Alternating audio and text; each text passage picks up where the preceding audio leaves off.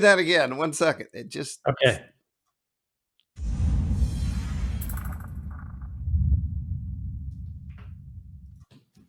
Hey everyone, Jim T. Graham with Jim Bourke. I want to get the title right. What's your title at RealFlight, Jim? Well, I own Knife Edge Software. I don't know if I have a title really. The makers of RealFlight. That's right. And Jim and I have gone to some Joe Nalls in the past, and so the concept today is virtual Joe Nall 2020 is rolling. I did just set the server, so hopefully some people start jumping on. I had to throw some people out to get everything going just right. Jim is at his home office in Oregon. How's everything going in Oregon, JB? Well, it's been rainy, though I think it's kind of nice right now. I haven't been outside yet today, but it looks sunny out there. And everything's kind of shut down here, but hopefully we're opening some things up today. I'm really excited about that. Oh, right. So I know you own some stores in town. Yeah. You're going to open it up and you're going to have like a limited person occupancy or something like that? Yeah, well, we have 4 stores in Oregon. One of them is in the hobby industry. It's about games. It's called Guardian Games up in Portland. It's a 14,000 square foot board game store. I've seen that. Do you still have pizza parties in there? Yeah, we have pizza parties. We have a bar. You get beer and all that stuff. Though not right now because we've been closed board game for I think almost 2 months. And now we're going to get to open up a little bit and see how we can do. We have to, everybody has to have masks. We have to restrict how many people can come in, all that stuff. But hopefully we'll be making some money again. That'd be nice. Now, yeah, money's good. Yeah. On the other hand, people want to buy simulators right now because they can't fly. So that business has been good. So, just you got to be diversified, right? That's the trick. Well, speaking of that, I have fully gone RealFlight. I've got I bet I have 20 hours on the field here. Nice. And I started out, it was going to be super simple. And then I think you know me well enough to know that didn't last very long. Yeah. And working camera angles and getting things on the ground and all, I went from 0 to 1,000 in my knowledge base. That's good. Have you had a chance to fly on the field yet? I have not had a chance. I did see the video that you put together. I'm very impressed. That it just really reminds me of the Joe Nall. It feels like it. I was on the phone with my mom this morning, and she's like, "Now, is this an actual place?" And I'm like, "This is like so close that I could have dropped photos in, like the lake fading into the RealFlight piece." Yeah, you're showing some amazing stuff there. I really love how you put all the pilot stations, the fence. I mean, I don't even know where you found some of those objects, honestly. I didn't know they existed, but you found them, and they look really good. So I had to go through every folder that was an option, and I was like, "There's a fence," and then I just happened to find these, which is exactly what they have at Joe Nall. And then this was the biggest score. The Japanese flying site gave me a lot of Joe Nall. I had no idea Joe Nall was borrowing so heavily from Japan. I don't know if that's what they did, but okay, it looks really good. I think that the reason that those pilot stations, the reason they look like Joe Nall is because I took pictures when I was at Joe Nall and we went and made them. So that's probably why they look like them. Yeah, that's awesome. So the reason I say it felt Japanese to me is because the front gate at Joe Nall is almost exactly like the Japanese front gate. Yeah, it is. Except it was red, so I had to do something different. And I've shown everyone on the live feed the front gate enough. Let's go fly quickly. I've learned how to do this really well. Also, if you come to Joe Nall, then if you haven't been to Joe Nall, you don't understand. But this is a lot like what it's like to arrive at Joe Nall. The row of trees and the gate. It doesn't say RealFlight Ranch at Joe Nall, but the idea of the gate is there. Well, I took Rob from Triple Tree through. He was the first guy to look at it, and I wanted him to like it. And he started giggling with delight when I took him here. Yeah. What we need is a golf cart you can drive around. That would really complete this experience. Well, I did 3-dimensionally build a golf cart with you and I in it. So I have a hat and braids, and there's a ball-headed guy with glasses, and it's probably on my Mac over here from years ago. You can throw it in there. RealFlight will let you bring in custom objects. So really? Yeah. Okay. Well, that'll be next week's job. Version 2. And I don't remember all these random porta-johns. I must have spawned them and didn't see that they were sitting here. So that sounds about right. That bothers me. Now you're missing the smell of the barbecue by that hangar. That's the thing you're missing. Yeah. So one thing I missed was the old general store right here. I Yeah. couldn't find something that looked right. That was close. I mean, everything's in the right spot. It may not be the right stuff, but it still feels right. You got the lake down there and everything. That took the longest. Yeah. Finding a lake that wasn't like had cliffs all around it was almost impossible. And when I found this, then I kept moving things in. So, and that's kind of what we want to talk to Jim about today is RealFlight creation. So when you said this, you said, and I'm not holding you to it, we've got to create a triple tree. For sure. Yeah, we need to do that. Well, we've been, we've been making a lot of photo field airports, and then also the 3D airports. And we usually make kind of like we make in our heads what we want to make. We have a dream, and if we want to make a real field, we make the photo field, that's where we take pictures. And the problem with those is you can't move the camera around. Yeah, we don't really have any examples of where we've made the 3D fields, but we've made them look like the real thing. And there's no reason why we couldn't do it.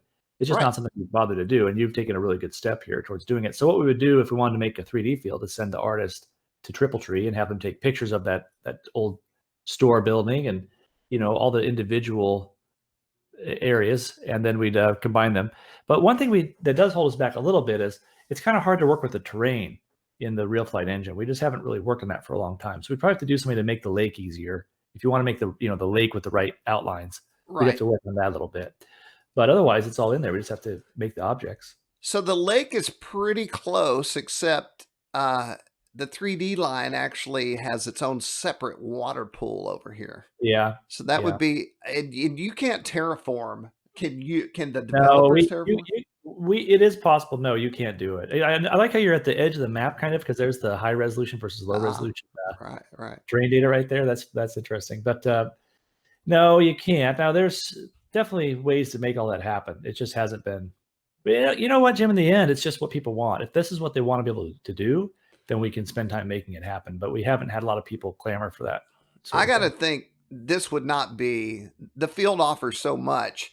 And of course, I knew none of this until after I built it, because you have the top line, you have the lake, you have the 3D line, then you have the 3D lake, and you would have to do it like a 3D field as opposed to a photo field. You would, or you could have several photo fields kind of tied together. But no, the best way to do it would be a 3D field so people can really experience it. But you've done a great job with what you have available. I can't believe what you put together. This is a lot of work.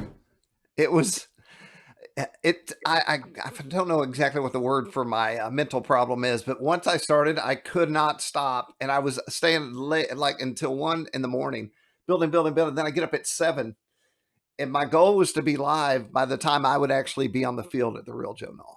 I think you just get to enjoy that. That's what a psychiatrist told me one time. I said, every time I sit down to eat, I've noticed this thing where my silverware have to be kind of straight next to the plate and like lined up. I do that every time. Yeah. What do you think about that? I goes, I just enjoy that. All right. So I spent the last 15 years just doing that and having a lot of fun doing it instead of feeling bad about it. You get to do the same thing. Enjoy it. I dated a girl who could not have knife or fork prongs pointed at her eye direction. It would bother her. When was that happening? That was like in high school or college. But I mean, okay. How does it happen? Signs were pointing at my eyeballs, is what I'm saying. Well, I would always make sure that all forks were pointed her way. I see. So once you told you that, okay, that's how it came about. That makes sense now. It was on. You're a good man. Even the flag. So this flag came out of somebody's water world. I think they made this themselves. Oh wow! Yeah, if you bring up the wind, you'll get some flag action there. I like perfect days. And so I like to think that I'm sweating profusely. Speaking of that. Wishing you had a breeze, yeah. I was just in the basement. If everyone out there doesn't know about this. Oh, wait, before we jump off the field, I have one question. Someone said, can you make a night flying version of this? So I went in and set the sun to -60, just like in the carnival, and it went black. And I was like, I need light strands. I need to put lights on the gazebo are there light strands? You can do that. They don't actually cast light. We had this product called RFX that had a lot of those lighting effects, and it had amazing, beautiful night flying support. But that product just didn't work out. People just didn't really want, apparently in enough quantity, the high end graphics. So it takes a big graphics card. So what you're playing with is something that's designed to run on 15-year-old hardware. That's what RealFlight. That's what it's designed for. Now the beautiful thing about that is that everybody can run it. You can buy it, run on a laptop, an old computer, and a lot of our customers really appreciate that. So that's what we support, but it has that certain look. And one of the limitations we have is we just can't do a lot of fancy lighting with that. Okay, so no is the answer. It just really can't do it. You can make the neon bars. You can get that on there. That's doable, just like the Carnival. Where do I get the neon bars? You have to. Yeah, it's too much to talk about here. Okay. There's a way to do it. We just have to have you. Maybe I'll talk to Jeremy. Yeah, talk to Jeremy, or we can. I'm sure there's documentation out there for people so they know how to do it. I don't know where that is off the top of my head. Gotcha. But it can be done. Yeah. I want to go back real quick because you were talking about how you like a perfect day, and when we first shipped this, the very first version of RealFlight that used this game engine and had these features was RealFlight G3. It's been quite a while, but when we shipped that, we had a lot of neat ideas that we ended up pulling out. One of them was that every time you'd go to the airports, it had a little bit different environmental conditions. And we even had code at one time that would look and see, well, what's it like outside? Yeah, I remember. Whatever's like outside, we'll just do it in the sim. And people absolutely hated it. I've never seen people so angry before because the problem with the sim is you can't feel the breeze in your cheek. All you know is you take off the airplane, it starts sliding over one way because the wind is going, or it flies faster this way than that way. And it just felt weird. So we had to take all that stuff out. And of course, you could predict that if it's raining outside, people don't want it to be raining in the sim. Those kinds of features don't really help. So a lot of that didn't make a lot of sense, but it was a neat idea. And it's too bad that, it didn't work out a little better. Also, I have one more question. I have a user who he's on RealFlight 9. I built this in RealFlight 8, and none of his trees are showing up. I have no idea why that would happen. Yeah, me so he looked at the same airport in RealFlight 9, and he sees no trees. Now, does he have trees enabled? I will ask him. Okay, you go to the view menu. Yep, which is right here. Click on that guy right there, and hit scenery. Yep, make sure he has trees enabled. Also, while we're here, I'd like to say that if you're, and this has not happened because I've password protected this field, but if you have somebody smoking you out coming in to ruin your day, you can turn particles off, and you can also hide the user if they're in fact, go to view. This is another example of how we've tried to make this so accessible to people with low-end machines. Hit scenery, and then hit none. Oh, yeah. There you go. You know what? We actually hear from people who fly with it like this because they don't have the performance, and that's just terrible, I think, compared to what you've done here. So everybody buy better computers. Well, I was going to say also, when RFX came out, and then now, I've got to think everyone's computer is up to RFX speed. Well, that was the dream when we put it out. We did a lot of work on it, and we knew it was going to be high end, but the thought was that by the time it kind of hit the market and worked its way to the market, that people would have the machines that would make it really sing. And you're right, we probably are there. I mean, most people I think do have machines that would run RFX just fine. But 3 years ago, 2 years ago, we were developing, we were aiming a little high. Now we did that with RealFlight G3. When we did that, people don't remember, but when RealFlight G3 came out, which this engine's based on, it's been a long time now. It's like 15 more years ago. It ran at like 15 frames per second on a lot of hardware. We had lots of complaints because people were using G2 and it ran really well. And we just had to go through some kind of time where people would have to pick which product they wanted. But unfortunately, the timing was just terrible for RFX because Hobbyco went bankrupt, as you know, and now we're very happy to be with Horizon. And honestly, this product is meeting everyone's needs very well. But we still have the code for RFX, and maybe it'll reappear someday. Who knows? I got one problem though with your field. If you go turn right here, turn right a little bit. Yeah, that T6 is what is it, filled with helium? What's going on? Okay, so I was going to bring it up, but I didn't want to say it here. Was it our fault? I went in and lowered these planes like 6 times. So I'd grab a plane, lower it, put it at, let's see, it's at 2.3 right now. I'd put it at 1.5. Yeah, right? yeah. And I'd get it a little bit buried in the grass, like maybe it was in and then when I'd come back, they'd be back in the air. And after the 6th time, I'm like, I'm done. It's our fault then. Okay, I tell you what's going on there, just to give you a little clue, is the ground, when you say the airport, it looks over the center. I know all this stuff because I work on the inside sometimes when I do work on RealFlight, which honestly isn't very often, but I've been doing that lately. And the terrain system, it retessellates, it's called. It makes different shapes and kind of moves things around. so that it gives you higher detail near where you are. All And right. it does that according to where the center of the airport is. So every time you add objects to this big airport and get them all around to the edges, you're actually changing the elevation in the middle. But there is a setting in there where you can tell the object to snap to ground, or should be anyway. I think. And I look for that. I thought there must be some sort of. Yeah. I'll go back. Yeah. I mean, these are, I'll be honest, these are things that don't come up very often because most people aren't making big airports. And I wouldn't, I won't be prideful here. If it doesn't work, we just have to fix it. So just let us know. But that should be the trick. I'm super proud of my banners.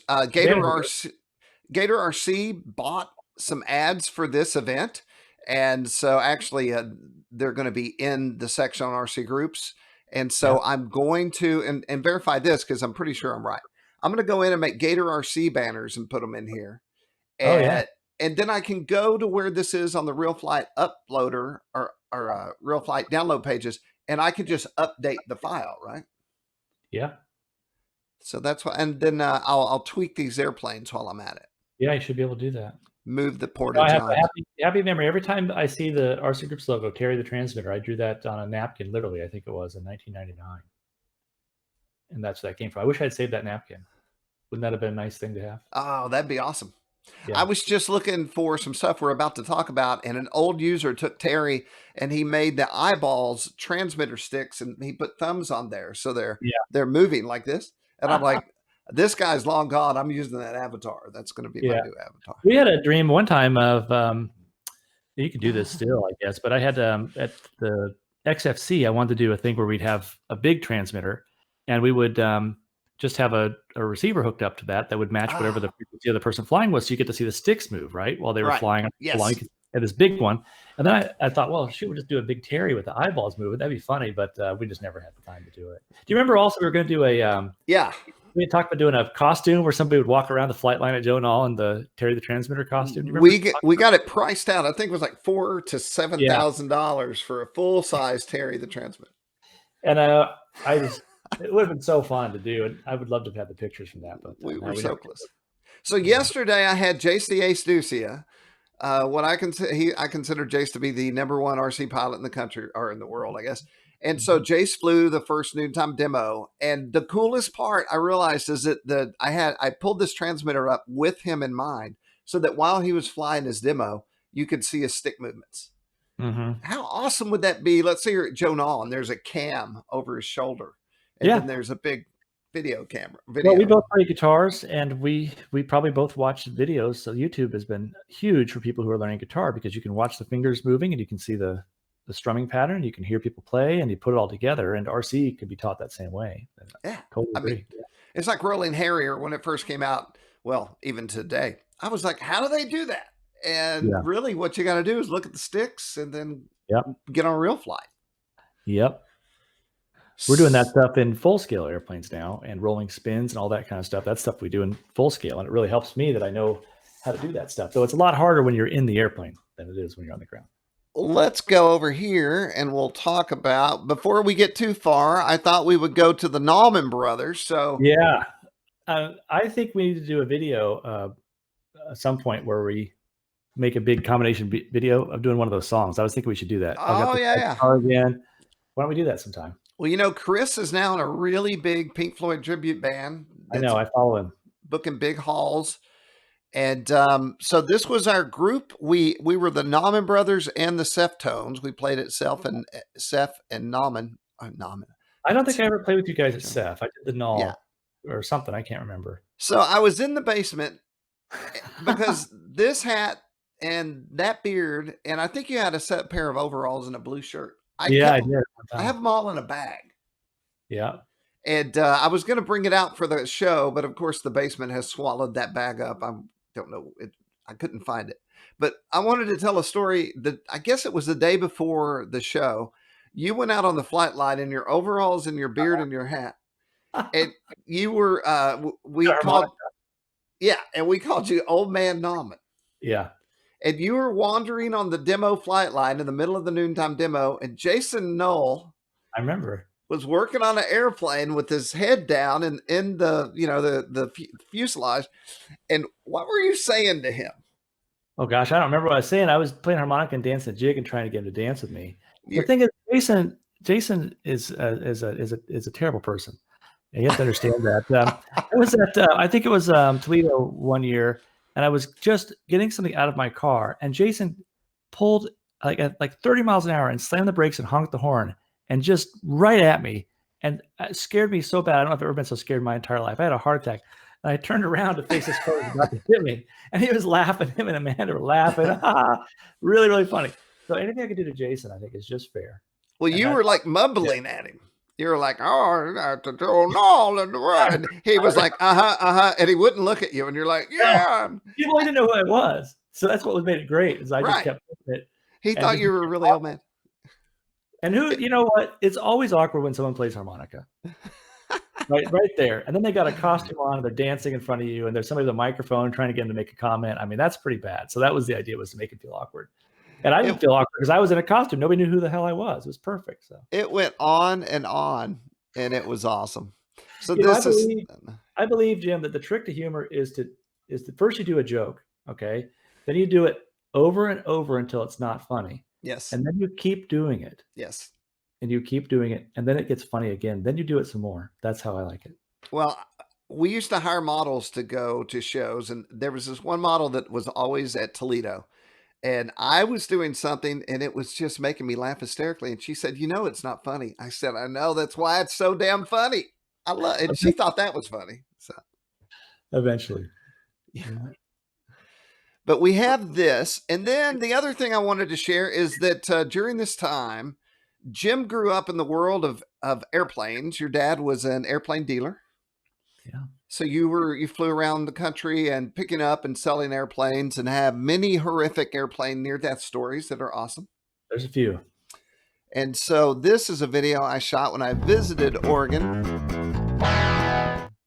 This is Russian Thunder. So check this out, JB. I was invited by Horizon to fly with them in their RealFlight field on a Friday.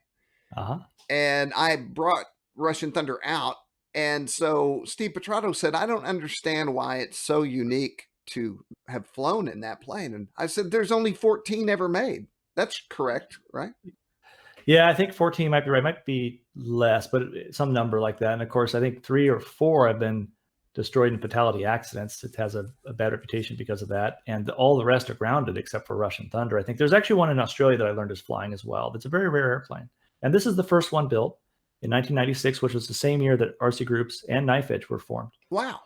So it had some significance to me for that. It was on the cover of the RealFlight box for years. And I knew the pilot who owned it, who unfortunately passed away in a separate aviation accident. So, it's a really neat airplane. I think to modelers, the Yak 54 was special because everybody was flying it. And the only reason they were really flying it in models that time is because it had the right look. It had a mid-wing. It was symmetrical everywhere. Everything was lined up. It was easy to make a model that would fly really, really well. So the Yak 54, if you remember, in the 90s, became this hugely popular aircraft, even though it never did anything in competition or air shows. It just was nothing at all. They made these. It's like one of these classic cars that was in a way a lemon, but had all the looks and all the sex appeal, and really had a very good performance for a 2-seat airplane. But it isn't, it wasn't. It just didn't become anything special in competition. It's an odd duck in competition and in the full-scale aviation world. But to us, it was like the coolest airplane ever. I loved it. The thing I forgot to say during that broadcast was that so many RC planes were based on it, and yet there were so few that actually were in the air. And so actually flying one is super rare. Yeah, there's one, like I said, in Australia. My plane, Russian Thunder, I sold it. And sometimes I regret it, but I sold it. It went to a guy in California, and eventually it had a landing accident and was totaled out by an insurance company. And I did try and buy it back, thinking, well, even if I put it in a container, it sits in the back of the hangar or something for a decade, maybe someday we'll get it flying again. But somebody else bought it, and I understand they're going to repair it and fly it. So maybe it'll be back in the air at some point. But the value of this airplane now, in a way, is higher because of the marketing that's been done through me, I guess. And it's I walk around, I go to air shows. People say, "Oh, you flew Russian Thunder." Yeah, I did. It really wasn't I mean, I, at the time, didn't think it was as big of a deal, but it's become a big deal because people have heard about it so much. It's iconic. I said that when I left to go to Oregon, I swore to my wife that I would not fly in Russian Thunder because, you know, it seems like a dangerous thing. And you fired it up, and it was like an old Mustang or a Dodge Charger. It was just so badass. There was no way not to get in it. You know, it was originally called Dancing Bear. That's why the N number is 154 Delta Bravo. It's not RT at the end. It's Delta Bravo because it was Dancing Bear. The airshow pilot, Eric Beard, named it Russian Thunder. And most people, when they buy these airplanes, they rename them. But it was just such a great name that I couldn't do that. And I felt it already had, you know, clout, marketing clout, and also had propellers that said Russian Thunder on it. So that was part of it too. You know, I might as well keep that name. You have to get a different propeller. But any radial engine is just fantastic. It is a pain in the bottom to fly it because you have to pull it out and pull the prop through, and the engine's always causing problems. And I'd have to take the cowl off almost every flight, it seemed like, you know. But that sound was fantastic. I really, you know, it's just I've had a lot of airplanes. I've really enjoyed them, but none of them have had that kind of feel. That Russian interesting. And so you almost did a full restoration on this by the end, right? Well, I did. I mean, I don't mind saying now, but you know, I lost a lot of money on that airplane because I think I bought 3 engines for it. They just kept exploding. It was just bad luck. Nobody else has had that kind of luck. These engines are very reliable. They're inexpensive, but a lot of them have come from, you know, from spare parts from the collapse of the Soviet Union because they built a lot of these engines and then, you know, didn't have anything to do with them. So they started using them in oil wells and helicopters and all kinds. You know, they had just warehouses full of them. Wow. During the collapse of the Soviet Union, it was no problem having labor. They had all the labor they wanted. They had the materials. They just had people making stuff, even if they didn't need it. And eventually they had to sell these things. And when a Lycoming engine might be $50,000, you could get one of these engines for 10 or 12 at one time. So the Russian planes became very popular for that reason. And the engines became very popular, which is why you see them on things like the Pitts Model 12 and other aircraft that people started designing around the engine.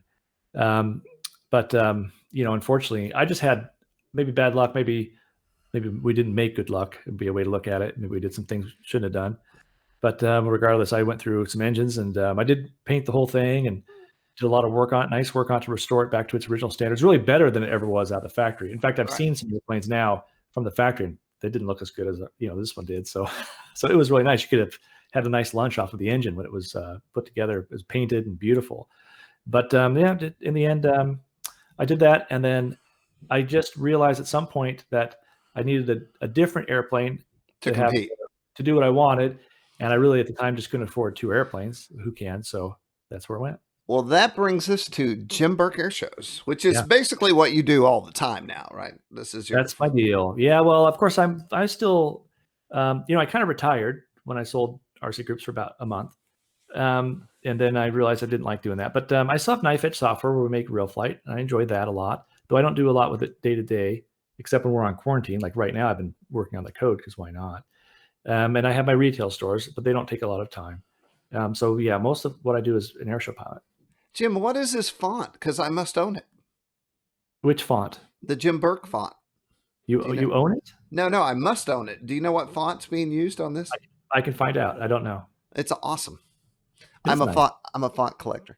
People just don't understand how important typography is to marketing, right? Right. Well, it's the whole vibe. I think so. Yeah. Right. This is all put together by Deshaun, one of the artists that works at Knife Edge. He's fantastic. His amazing 2D art skills. He does a great job. Hated Deshaun. Big fan of Deshaun. Yeah. So somebody, did you originally say this was an RCGroups color, this orange, or am I totally incorrect? Is this a part of the palette? Well, didn't I sell the rights to RCGroups? So I don't think I'd want to agree that it was, if you look at the color orange, well, it's just a color. Yeah. No, it's totally is. I don't see it in the logo at all. It isn't the exact same as RCGroups, just to be serious. But no, but I like orange and blue. Those are my favorites together. And in the airshow world, everybody does red or black. And I always wanted to do something different. And I used orange and blue, kind of an orange, really yellow at RCGroups. So I did orange and blue on it. Right. Okay. That's what I thought. Yeah, I'm not worried about getting sued for the orange. I was just kidding. Yeah. Tell me about the grimace. Where did this come from? Well, originally it was a happy face with the tongue hanging out, and it was great for kids. But when I joined the U.S. Unlimited team, the U.S. team like thinks this. themselves a bunch of badasses. Yeah. And these badasses started making fun of me for having this goofy looking grin. And nobody wanted to get the picture taken next to it and everything. I got a lot of ribbing over it. So, okay, the next plane was going to be angry. And that's where this came from. And the face is obviously very similar design-wise to Terry, because at the time when I was doing this, we had Terry, and I wanted to kind of bring it back to that. But now it's just a face. It's interesting because usually there's teeth or an eye or something. This whole face image on the side was the first time I'd ever seen anyone do that. Yeah, because usually you do just one eye and half the mouth. The mouth goes underneath. But no, this plane has two faces, one facing right. Right. Might as well put one on the back, right? Yeah, I don't know what would look the best. We did tried some designs with one eye on each side. But the problem is once you start making the eye expressive, it doesn't look like an eye enough unless you have two eyes. And probably if we put more time to it, we could. But that was just, for fun. So I wanted to bring this up. This hat is really old. Like how old I don't know. And I had a handful made. You designed it, or one of your team designed it, and then we had them made for team members back in the day. Yeah, that was a neat idea. It just didn't really work very well. And I had that dream of having a team, and we'd get a lot of marketing out of supporting pilots who want to fly in competition or RC competition, right? And it just honestly was one of the 1,000 initiatives we tried. We tried so many things. I know you remember them all, but it just didn't really do very much for us. But it was still a lot of fun. We had the paraphernalia, and we ended up giving it away. I remember. Well, this hat has served me so well. If anything happens to it, I don't know what I'll do. I wear it when I broadcast. They were good hats. Yeah, it looks brand new. It was in a box for years, and I just was like, I think I have that hat somewhere. So this is your primary bird, but do you have any photos of your other airplanes that you're flying right now? No, not really. This is the only plane I fly in competition air shows right now, though I do have a new airplane on order, and the color scheme's done, and there's some manufacturers interested in doing an RC model. I'm sure you'll see that at some point, but I'm not really ready to share it. I'm not really ready to share it, unfortunately. But that's the extra 330 SC. And that's showing you, that picture doesn't look like anything, but it's showing you that black box that's in that clear plastic. That's the system that does all the data logging and records all of my stick inputs, which I use to work out the flight mechanics for Acro FS, the shirt I'm wearing here. Full-scale flight simulator. So that records all my flights. That's the same thing. That's on the throttle.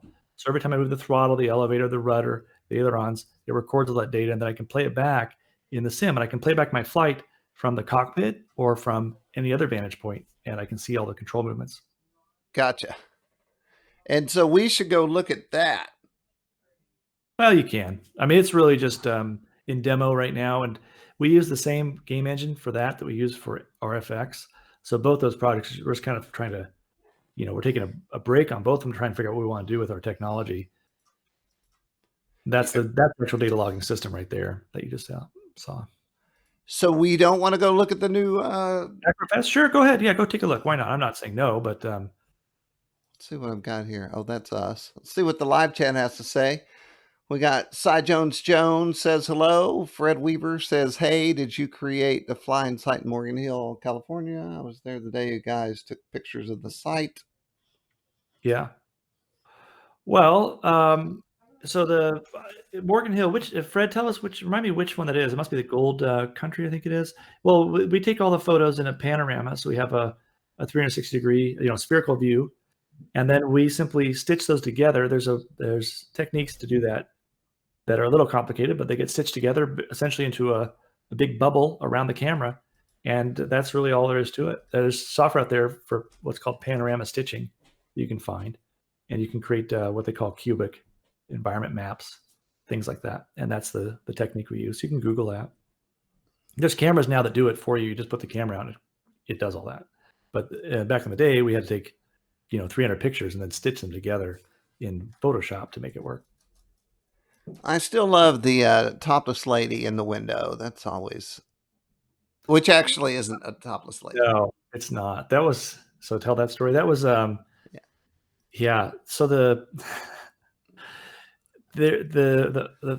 we had a person who took the photos for us who had liked to wear fanny pack and tan colored clothing, and he took pictures of buildings, and he would take the picture straight on the window, and you get a reflection of him in the window.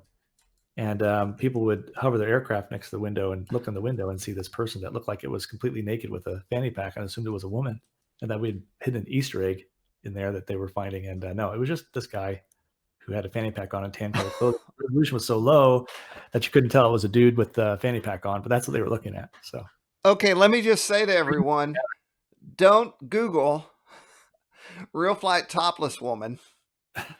And certainly don't do it on live video. I'm so glad that my window was closed. So, did you do it? I did do it, and I did not find the woman on the RealFlight simulator. I don't think you should do that. No. I did find a lot of other things. Wow. Okay. I'm glad that I'm discreet. So this is Steam, and this is Acro FS. Yeah. Now, Acro FS is a sim that's like RealFlight, but is geared towards big airplanes like the ones I fly in competition and air shows. And it uses the same engine as RFX, which is a stellar game engine for outdoor worlds. So if you go to Steam, or if you just go to acrofs.com, then you can download this for free. And I mean, it's a lot of fun. It's not done, but it's pretty good already. I think that the physics in it are already better than anybody else has for aerobatic physics. Most of the flight simulators don't have very good physics for aerobatic aircraft, and we've come a long way. Now, this is the Borrego Airport where I do some contests out in the desert. So this is an example of like we did the Joe Nall. You did your Joe Nall thing. This is what we did. Now, if you go to Borrego, it's crazy how much this looks just like it. It is the objects from the airport. We've put them in there. The mountains are there. It looks just like it. Now, we can do that with Joe Nall at some point too, not to compete with your work. And this is showing you it supports the VR. So if you put your VR headset on, you can fly my airplane, and you'll be able to fly the same thing I do. So, I did a lot of 3D. I would use real images to skin out 3D pieces. Yeah. And the minute you do that is the minute that everything starts to look like the real thing. So that's what you do here. Also, I saw the lighting looks awesome as well. It is really good. Yeah. And it's just a difference in technology from 2003, 2005 to 2017, 2018. But though it's getting now we're looking at all the different game engines that are out there, and there's other options too. And it's just getting easier and easier to make these things all the time. So at some point we'll have to remake RFX or reissue RFX, I think.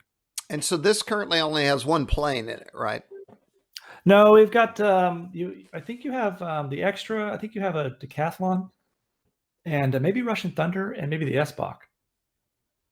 Gotcha. And then the goal would be... It's sort of all my airplanes is what it is. Gotcha. That I've had. Which makes all the sense, because then you can perfectly model them. Yeah. Because you can fly it and say this is wrong. Yeah. So this is in the goggles.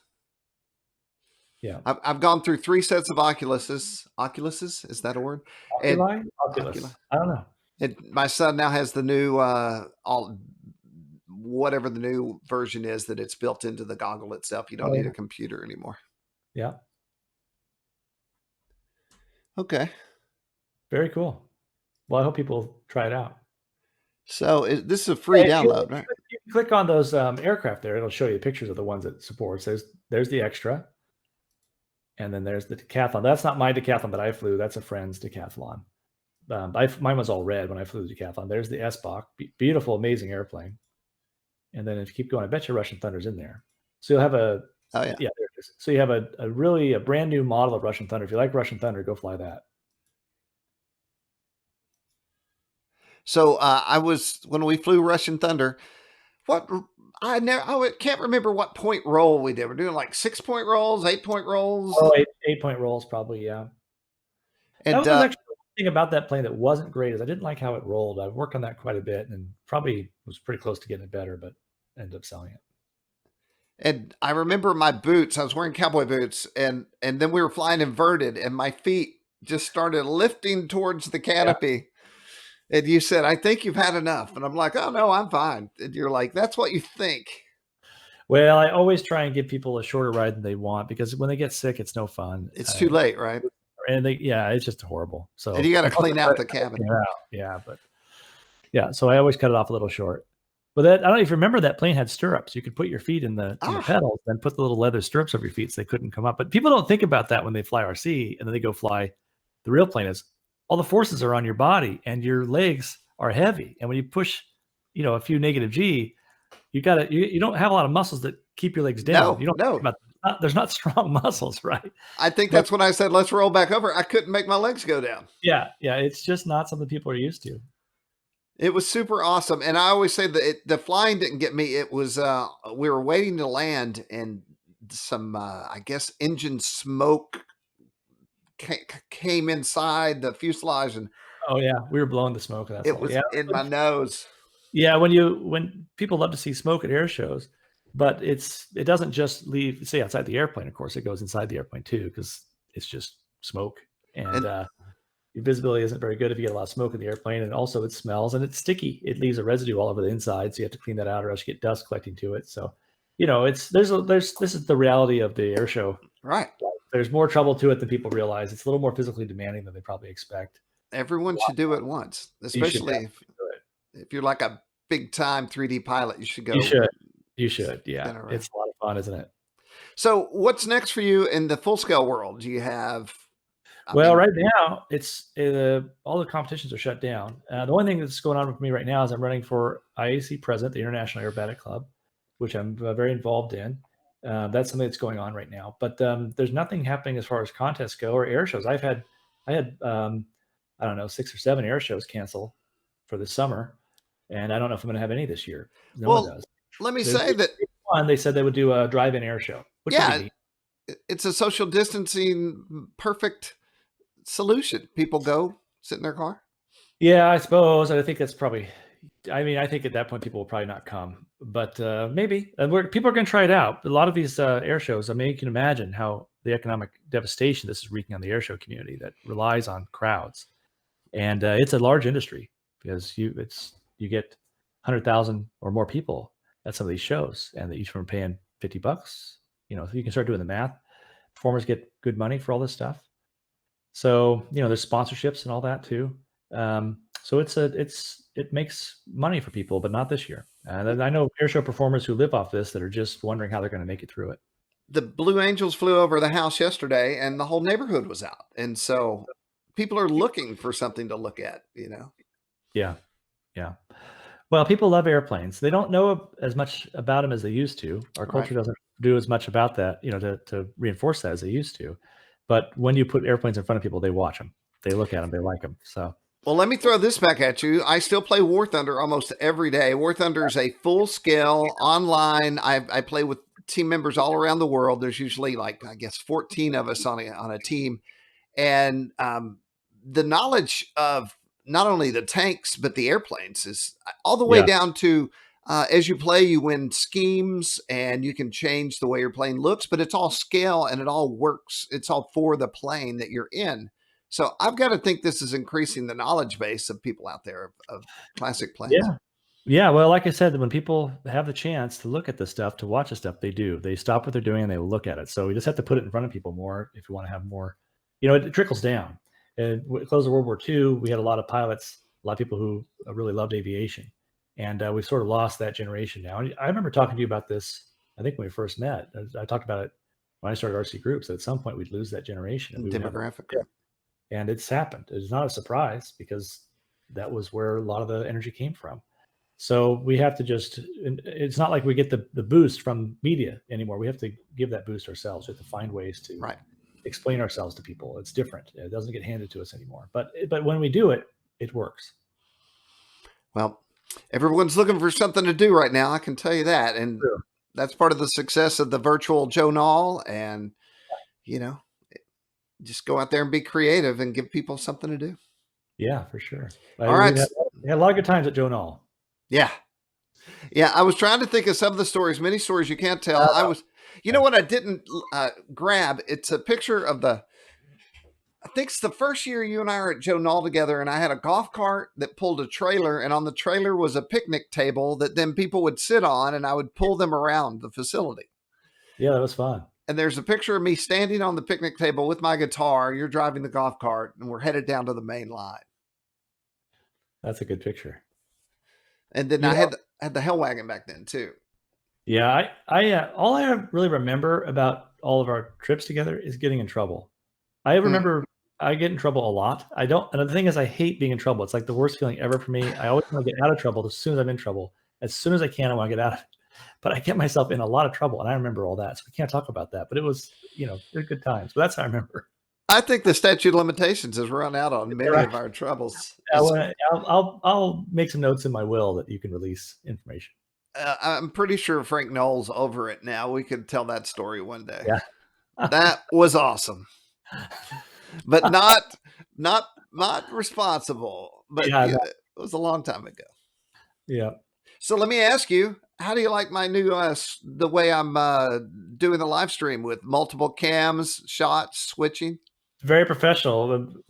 Always you bring all the history in, and maybe it bores people because what does it matter what happened a long time ago? But we were trying to do live stream so early on, way ahead of the curve, and when it was very, very, very hard to do. But you are doing a great job of it. It's really neat to see it. So this is a vivid memory for me. I just officially started working for JB. I'd kind of worked on the side doing events for him, but I didn't work for RCGroups. And it was Joe Nall, and I've been doing live feeds all over the country. And, that's all dependent on the cellular service, which we all know still is pretty terrible at Joe Nall because they're in the country. Yeah. And I was set up, and the day before I had it going, I was on the main line. I was going to do a noontime demo live feed. This was 15 years ago. And Jim's on the phone, and he's like, it's not coming in. And I am like sweating. I'm on my hands and knees on the main line. It's hotter than it should be. And we realized later it was because all the RVs sucked up all the cellular service. Yeah, probably should have foreseen that. And then you said, let's call it. We're just not going to do it anymore. Because I kept trying and trying. And then I just couldn't believe that we weren't going to do this thing. I couldn't believe it. Well, and as things happen now, everybody else can do it, and all they really need is a place to talk about it and share information. Our groups a place to do that, so they can take that and run with it, and you can do what you're doing here. This is a very innovative idea, what you're doing with the Joe Nall. I'm sure it's really appreciated by people who can't be there. It's such a big event; it's a big hole in people's lives not to be able to go. And there's two ways to look at it. You can fly with this multiplayer online, but I know for a fact, because I've had more downloads on this than my previous field that I was testing with. People are downloading this and just flying it by themselves. Sure. And I am getting PMs, texts, emails that say, I've always wanted to go to Joe Nall, and thanks to you, I actually feel like I'm flying there. So pretty awesome. That's great. All right, everyone. Well, JB, I have one more question. What are you going to do this weekend? I haven't thought that. That's a long ways ahead. I have hours until the weekend. Is there any car? I'll go do some. We've been walking like 5-mile walks. I'll probably do that. So I see that you've been walking like through the woods to a store. How does that? You don't live in the country. How do you make it to the woods? Oh, I live at the edge of some big hill, 1,000-foot hills and forest, and it's pretty close to direct. You've been here, huh? You just don't remember that. If I go, if I go one way, I'm on the street all the way.